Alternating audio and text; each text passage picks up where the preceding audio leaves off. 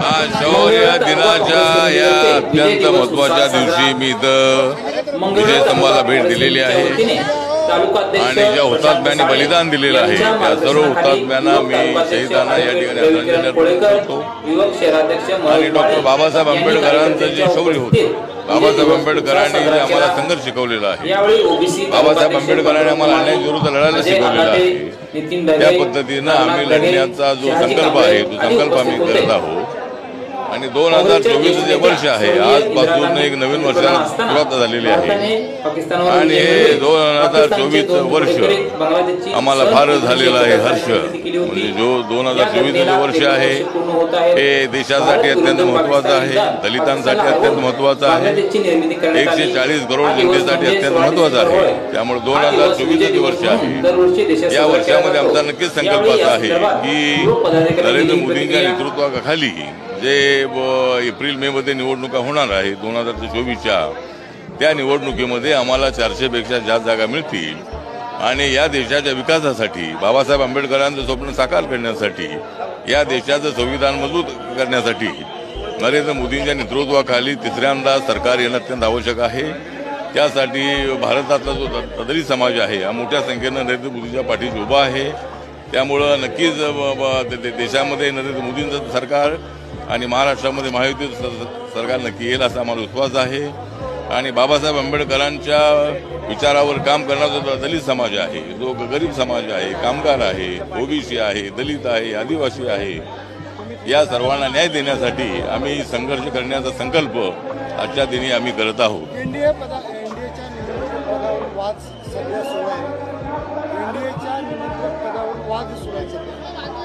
तर आता एनडीएचे निमंत्रक आहे ते कुणाला करायचं या संबंधामध्ये वाद सुरू आहे आणि नाही एनडीए म्हणतो इंडिया म्हणतो काय एनडीए हा एनडीए मध्ये काय निमंत्रकाचा विषय अजिबात नाही। एनडीए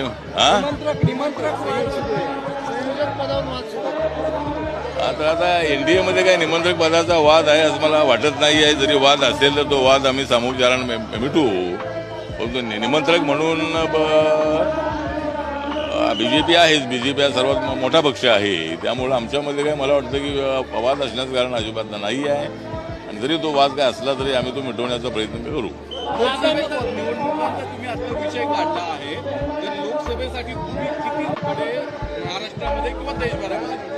देशभरामध्ये आमची भूमिका अशी आहे की देशभरामध्ये आम्हाला एक 8-10 जागा मिळाव्यात अशी आमची भूमिका आहे।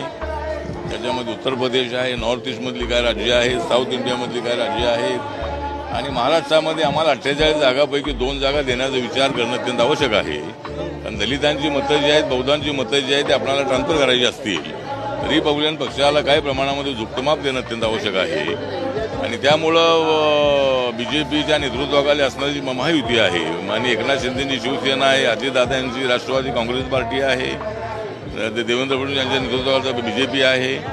तर या सर्वांनी आरपीआयचा विचार गंभीरपणे करणं अत्यंत आवश्यक आहे आणि रिपब्लिकन पक्षाला सोबत ठेवणं तो म्हणजे रिपब्लिकन सोबत आहेच आहे, परंतु रिपब्लिकन पक्षाला काही जागा ते देऊन दलितांची मतं, बौद्धांची मतं मोठ्या प्रमाणामध्ये ट्रान्सफर करण्यासाठी त्याचा चांगला उपयोग होऊ शकतो। त्यामुळं आम्हाला महाराष्ट्रामध्ये 2 जागा द्याव्यात अशी आमची मागणी आहे।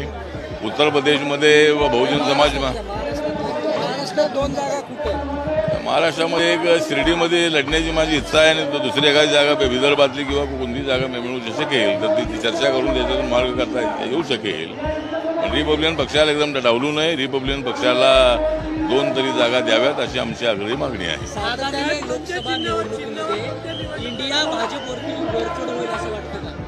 मला वाटतं की इंडियावर वरचढ होण्याचा प्रश्नच येत नाही आहे। इंडियाच्या नावाने जी आघाडी सुरू करण्यात आलेली आहे ही आघाडी फक्त नरेंद्र मोदींना हरवण्यासाठी सुरू करण्यात आलेली आहे, ही काही देशाच्या विकासासाठी सुरू करण्यात आलेली नाही आहे। उलट ही आघाडी देशाचा विकास रोखण्यासाठी आहे। नरेंद्र मोदी ज्या गतीनं विकास करतायत आणि लोकांनी पाहिलेलं आहे की 9.5 वर्षाच्या कालखंडामध्ये अनेक क्षेत्रामध्ये प्रगती झालेली आहे आणि त्यामुळं नरेंद्र मोदींचा विकासाचा रथ रोखण्यासाठी हे सगळे लोक एकत्रित आलेले आहेत, हे सगळे लोक ओळखत आहेत। त्यामुळे जनता आमच्या पाठीशी आहे त्यामुळे आम्हाला चिंता अजिबात नाही. कुठल्या चिन्हावर लढणार तुम्ही? कुठल्या चिन्हावर लढणार? आम्ही आता जर आम्हाला जागा मिळाली तर आमचा आरपीआय आठवले हा जो पक्ष आहे तो इलेक्शन कमिशनकडे रजिस्टर आहे. अजून आम्हाला सिम्बॉल नसला तरी सिम्बॉल मिळवण्याचा आमचा प्रयत्न सुरू आहे. त्यामुळे जर आम्हाला जागा मिळाल्या तर आम्ही आमच्या सिम्बॉलवर लढणार आहोत. भाजपकडून बऱ्याच वेळा सांगितलं जातं की जे आमच्या बरोबर आले त्यांना आम्ही भाजपकडून त्यांच्या गळ्यात दुपट्टे टाकलेले असं म्हणले आणि त्याच्यावरती त्यांना निवडणूक लढवली. नाही, माझ्या पक्षाच्या वतीनं आता बाकीचे माननीय एकनाथ शिंदे यांच्या पक्षाला धनुष्यबाणी सिम्बॉल मिळालेला आहे. अजितदादा आणि माननीय शरद पवार यांचा वाद सुरू आहे इलेक्शन कमिशनकडे आणि अजितदादांकडे जवळजवळ 54 आमदारापैकी 40-42 आमदार आहेत. त्यामुळे इलेक्शन कमिशनचा जो निकाल आहे हा माननीय एकनाथ शिंदेचा निकाल जसा आला तशाच पद्धतीचा 2/3 मेजॉरिटीचा निकाल त्यांच्या बाजूने येण्याची शक्यता आहे आणि जे घड्याळी सिम्बॉल जे आहे ते अजितदादांना मिळेल. त्यामुळं बीजेपीच्या सिम्बॉलवर बीजेपीचे उमेदवार लढतील आणि बाकीचे जे शिवसेना, राष्ट्रवादी आणि आरपीआय जे आहे आम्ही आमच्या सिम्बॉलवर लढू. महायुतीला जागा कमी दाखवत असल्या तरी महाविकास आघाडीला जरी 35 जागा दाखवत असले तरी आमचा 40 क्रॉस करण्याचा आमचा संकल्प आहे. आणि आपण पाहिलेलं आहे की उत्तराखंड, छत्तीसगड आणि मध्य प्रदेशमध्ये आणि राजस्थानमध्ये एक्झिट पोलच्या रिपोर्टपेक्षाही आम्हाला चांगलं मतदान मिळालेलं आहे, चांगलं यश मिळालेलं आहे. त्यामुळे एक्झिट पोलपेक्षाही पुढे जाऊन जनता आमच्यासोबत आहे आणि त्यामुळं महाराष्ट्रामध्ये 40+ जागा मला मिळतील असा मला विश्वास आहे. आणि वेळोवेळी म्हणतात की संजय राऊतांकडून वेळोवेळी टीका केली जाते भाजप त्याचबरोबर इतर पक्षांवरती की आता पुढचं पीओमचं कार्यालय जे आहे ते अयोध्येमधून चालवलं जाणार आहे, सर्व सरकार अयोध्येमधून चालणार आहे.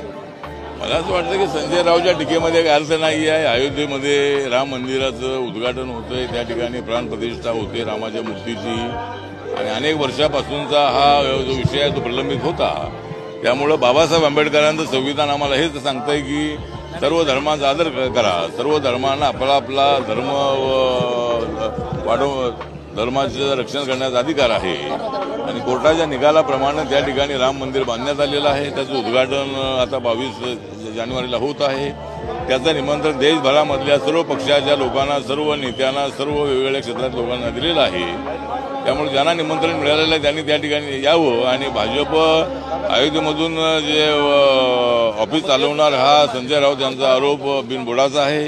त्यांना आरोप करण्याची सवय आहे. त्यामुळं भाजपचं जे कामकाज आहे ते दिल्लीतूनच चालणार आहे. त्यामुळं अयोध्येमधून कामकाज चालण्याचा प्रश्नच येत नाही.